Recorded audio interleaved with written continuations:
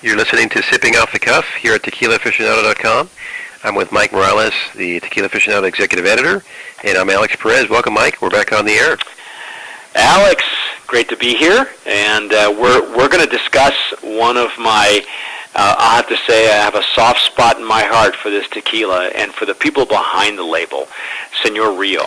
Looking very much forward to your opinions on Senor Rio Tequila.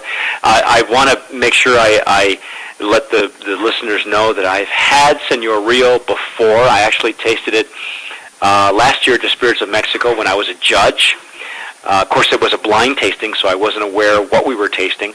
And then I had the anejo as a sample also from that show that was given to me by the brand owners. And now I invited them to send us samples for our podcast for Sipping Off the Cuff.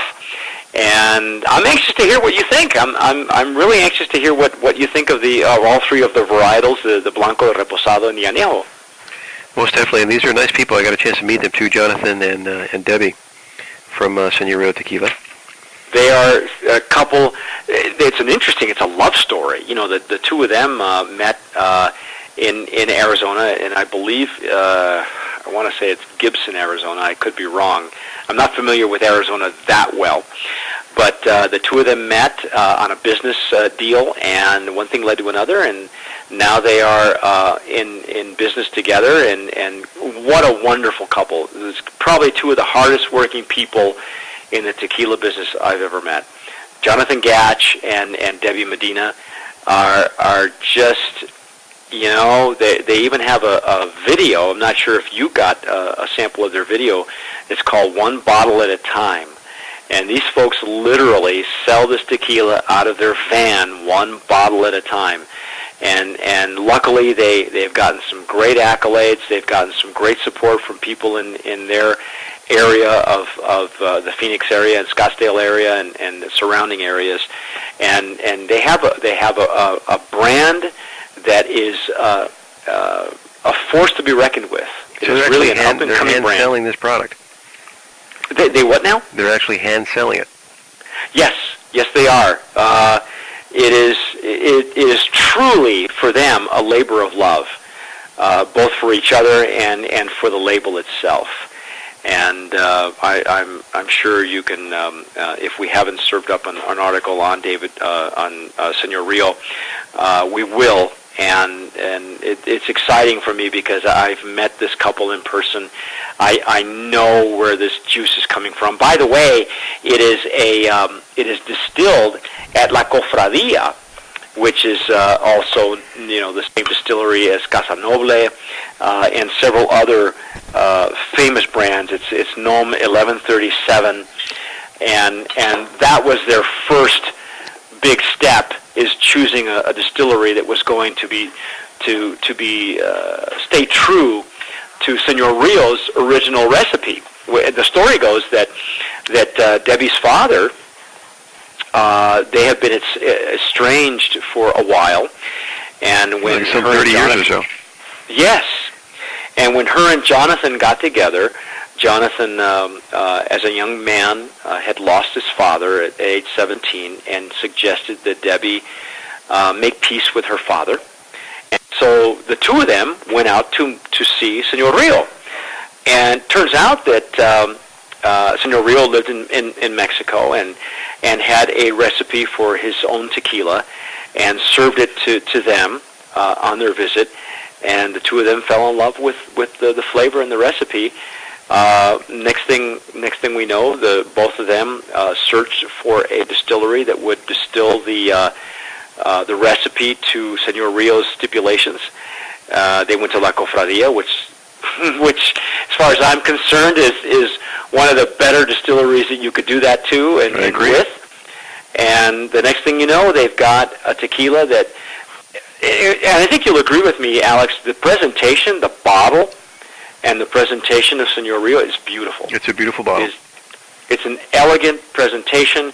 It is, if you're familiar with Senor Rio, the cap itself is etched with the profile of Debbie Medina's father, Senor Rio, and it's very elegant. It's just the presentation is beautiful. It's one of those bottles that you know, if you're a collector and you don't care what it tastes like, you're going to want that in your collection. But if you're an aficionado, a tequila aficionado like the rest of us, you're going to want to taste this juice. You want the juice. And so you want the juice, and so I'm anxious to hear what you, Alex, have to say about the blanco, the reposado, and the anejo. The anejo was the last one that I was able to taste.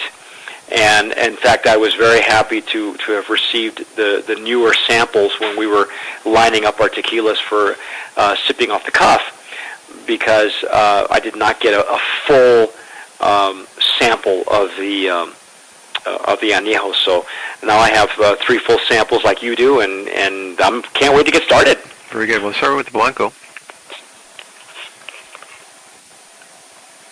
And again, the appearance is clear. Mm-hmm. And the aroma, it's got a light agave aroma in there. Hints of agave, a little grassy in there. That's kind of what I got out of it was a green kind of yeah. scent. It's green, grassy, yes. Grassy, yes. Olivey, if that's a word.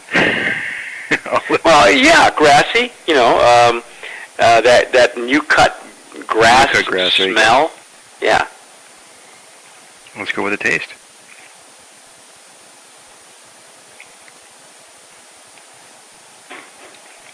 It's got a nice, refreshing agave taste there. Mm-hmm. A little citrus in there, a little pepper.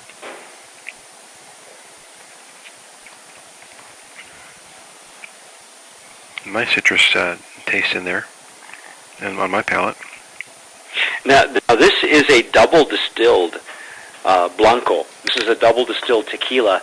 The La Cofradia is known for being at the forefront of triple distillation and even quadruple distillation. You know, they pretty much invented the process for triple distillation. And this tequila is not triple distilled; it's double distilled, and really enjoyed the blanco. I just had, you know, it is a no nonsense lowlands tequila, blanco tequila, and it does not pretend to be anything else. And I really enjoyed the flavor myself of and this, like you said, the citrus notes on it. It's very nice. It's got a real nice finish. Not very long, but it's very satisfying. Mm-hmm. All right, that is the blanco. Yeah. We'll move over to the very good reposado.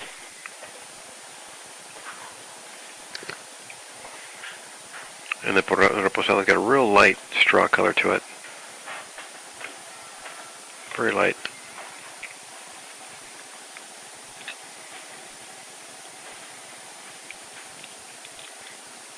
And I can smell the little bit of oak in there. Just a tad bit of vanilla.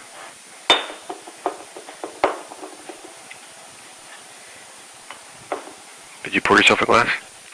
Yes, I actually, while we were talking off on the break, I actually served myself.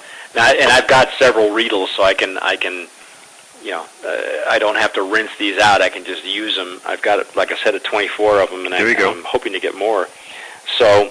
Did you hear that, Riedel? Yeah, we need more Riedels. More Riedels. Maybe Tequila Aficionado branded Riedels is what we need. There you go. By the way, did I mention how beautiful the presentation of this bottle is? Yes. There was a lot of thought that went into the presentation of the logo and the bottle. If you look at the bottom of the bottle, where it's flattened there's the imprinted, indented, the Senor Rio. Yes. The cap itself. Now, this cap is not the details, everything is in the details. The cap itself is glass, and it is not cork. It is a finished plastic. It's synthetic, but it's not a synthetic cork so much as it's a plastic cork. Right. There is a difference with corks, and this one is a plastic. I'm not exactly sure what the wording is, but it's kind of a high impact plastic, one that will not leach into the juice, but very, very elegant, and it does not allow for air to enter into the tequila. So Right. when you can recork it, and it's not going to the air. You're not going to have dissipation. You're not going to have any contamination from the cork that's going to influence the flavor of the tequila. And the reposado, there's see if you agree with me. Is there like a smokiness that you sense in that? There is a light smokiness. Excuse me, a light smokiness to the on the palate. Okay. Actually, smokiness that actually covers the tongue. Yeah, it covers the palate, but it doesn't do it as deeply as some other reposados and añejos, which leads me to believe that these barrels, and I'll have to check the point of sale material, the marketing material, but I believe they use barrels for their aging, due to the color of the reposado as well, and they're not using virgin barrels as far as I know. But I think that the barrels are recharred in one fashion or another, and that lends itself to the smokiness. And I'll expand on that when we go into the añejo. I just want to know, again, for those of you who are listening in for the first time, Alex and I do not compare notes before we do these podcasts. So this is all happening as we pour. We don't know our opinions ahead of time, so we're not exactly sure. We're not always going to agree on the flavor and the flavor profiles and what we believe are the strengths and weaknesses of each tequila. So this is happening. This is happening live, and we're not exactly sure where this is going to end up, but. And that's the reason why we do these podcasts the way we do, because I think it's just much more. It's real. It's much more real. Let's just call it what it is. It's just real, and let's just be real with the whole thing. I know that a lot of tasting notes can be contrived and that sort of thing, and we try not to do that, because ultimately the listener are the final say as to what you're going to drink and what you're going to choose. And right now I can tell you that the reposado from Senor Rio is one of those reposados. It comes from a great distillery. It's being produced with some of the best products out there, with people who really, really care about the juice and the story behind the label. So it is just one of those tequilas. You just right now, the blanco and reposado, by far, very, very enjoyable. I think you'll agree with me, Alex. I think the reposado is just really something special. I love it. It's a superior reposado. It's got a nice blend of sweetness and spiciness in there. I think it's got a really good balance to it. Yeah, that's what I thought too. It's very well balanced for a reposado, which is unusual, because usually reposados are either you've got that good strong agave punch one to extreme it. or the other. Yeah, or you have enough wood in there to make you believe that it's almost an añejo, but not quite. Right. So this is the balance, and again, this is I think is indicative of the distillery that they're using. La Cofradia is just one of those distilleries where everything that comes out of there is a home run. Every flavor profile is different. Every tequila that comes out of there is different. There may be one or two, because they produce so many for other labels and for other brand owners, but there is a common thread throughout tequilas that you can just, if you're a big fan of La Cofradia, you really can't go wrong with any of their tequilas that they produce for other people. And Senor Rio is one of them. The reposado is very, very enjoyable. Most definitely. All right, you want to move on over to the anejo? Yeah, absolutely, because I really want I want to know what your opinion is on the anejo. Now, according to their literature, they're using French white oak barrels. Okay.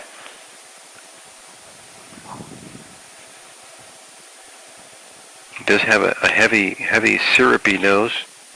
Mm-hmm. The color is a beautiful light amber color to it. Yeah, it's got a rich color for an añejo. I mean, it's very reminiscent of even the color of the label itself. The label is kind of a deep gold color. The outline of the logo and the name itself, and then the label itself has like this deep, rich gold color, and so the tequila inside of this añejo matches the label. I just tasted it. It's got a beautiful sweet taste to it. Mm-hmm. It's smooth, and it's got the nice little spice on the end. It's hearty, isn't it? It is hearty, and it's thick. It's very syrupy to me. Now, see, the one thing that I discovered when I tried the añejo, and I'm trying it again here, just to make doubly sure, is that I found in some of the earlier sips that I've had is that there's a slight smokiness, and that's why I asked you about that in the reposado, because it was more pronounced for me in the añejo. Maybe it's the char of the barrel, but there was a more pronounced smokiness in the añejo that I've never tasted before in any of La Cofradia's tequilas. Now, the interesting thing is, and I know you don't partake in these, but I'm a cigar smoker, and I enjoy a cigar, once or twice a weekend, and what was happening, and anyone who follows us on Tequila Aficionado knows that I am a big social media nut. I mean, I'm on Twitter, I'm on Facebook. If you go to our website, tequilaaficionado.com, you can stalk me, okay? You can find me on Facebook, you can find me on Twitter. You can find you on GPS. You can find me on GPS. You can, you can literally knock on my door, and just bring me tequila. But, what was interesting is I get a chance to follow new tequila brands all the time, and there's not a week that goes by that you don't see a new tequila brand coming up on Twitter or Facebook. There's not a week that doesn't go by that you and I are not approached by a new tequila brand that says, "Hey, would you like to try these new tequilas?" And of course we say yes, because we podcast. That's what we do. These here. That's what we do. So what was interesting to me was that when I tasted the añejo for Senor Rio, I thought to myself, wow, this would be a really good accompaniment for a cigar. And anybody who knows me knows that my heritage, I come from Central America. I come from Nicaragua, where my folks come from. And cigars and rum are a big tradition in that country. And so I thought to myself, wow, this is very reminiscent of some of those rums that I've had before with a great a great cigar, or a great cup of coffee for that matter. You and I were talking about how much we love fresh coffee on the break, and so I said to myself, this tequila, and more than others, would lend itself very well to a cigar. Well, it turns out in following Senor Rio, and they are on Twitter and Facebook. You can follow them at Senor Rio on Twitter. They actually have accounts that they go into that are cigar stores, and it turns out that they have a secret, kind of like an underground cigar store following in the Phoenix Scottsdale area, where I wasn't the only one. There were other people who were taking this tequila and going, wow, this would be great for a cigar. It has become an underground cigar tequila. Really? Very similar to the rum tequilas, rums that are out there, or other beverages that are considered very good accompaniments to cigars. Even good cups of coffee, for that matter. And so Senor Rio has a big underground cigar following, and I thought I was the only one.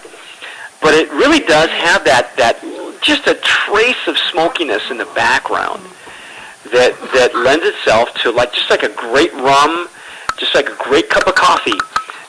It has that flavor profile that lends itself to a very good accompaniment. And I know that you're not a cigar smoker, but I know I believe. But I know that you and I share a really great love for coffee, and so you understand that a good accompaniment for a cup of coffee most definitely would be something similar to what Senor Rio has, and that really is a secret. It's a twist.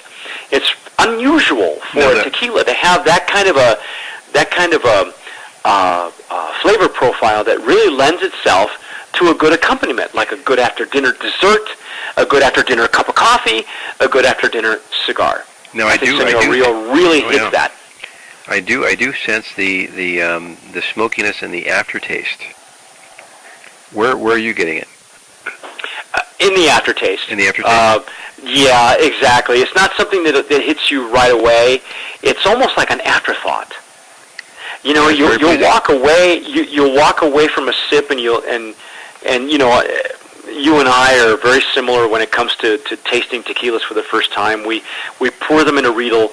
We treat them like wine. We let them bloom. We let them open up, and we don't come back to them for 10, 15, 20 minutes, and then we taste them.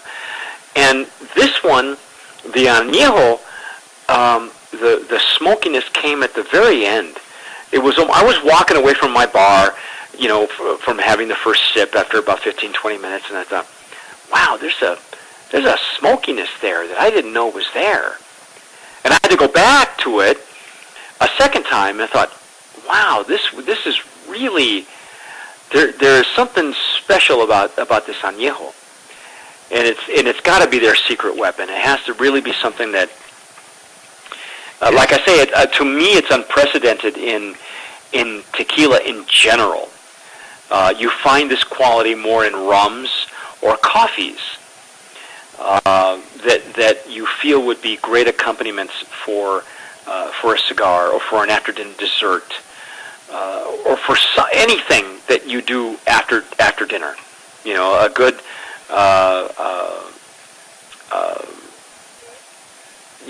just a good after-dinner drink. Oh, an aperitif. Yes, an aperitif. Well, this just shows you how versatile tequila is. Mm-hmm. A lot of people don't understand that tequila is so versatile in terms of the type of spirit it is. It's not the shooting type of spirit, party spirit that everybody thought it would be. No, and Senor Rio really lends itself to. I think it lends itself very easily to a before dinner drink with the blanco, during dinner with the reposado, because the reposado, I don't know about you, but the reposado to me was almost slightly lacking in character. To me, there was more character in the blanco and the anejo than there was in the reposado. There was more.